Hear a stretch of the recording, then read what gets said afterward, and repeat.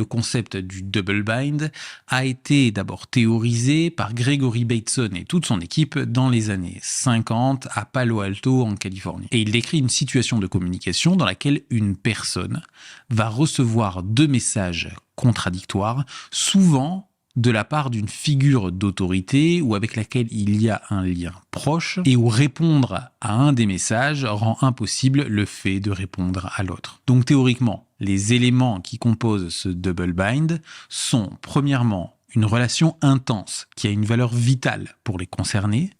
Deuxièmement, dans ce contexte, le message est émis de telle manière qu'il affirme quelque chose et il affirme quelque chose sur son affirmation.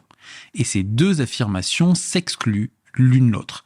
C'est-à-dire que si c'est une injonction, il faut désobéir pour pouvoir obéir. Cela signifie que le récepteur du message est mis dans l'impossibilité de sortir du cadre fixé par le message, même dénué de sens, car on ne peut pas ne pas y réagir et on y réagit toujours de façon inadéquate puisque le message est un paradoxe. Imaginez Léa qui vit dans une famille où l'expression des émotions est rarement encouragée.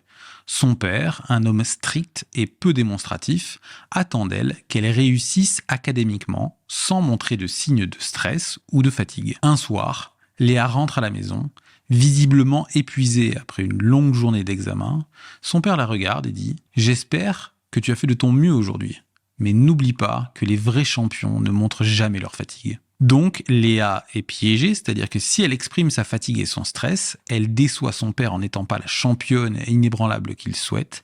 Et si elle ne les exprime pas, elle renonce à ses propres besoins émotionnels, ce qui augmente son stress et sa frustration. Ce double bind la laisse avec un sentiment d'impuissance et de confusion quant à la manière de satisfaire les attentes contradictoires de son père.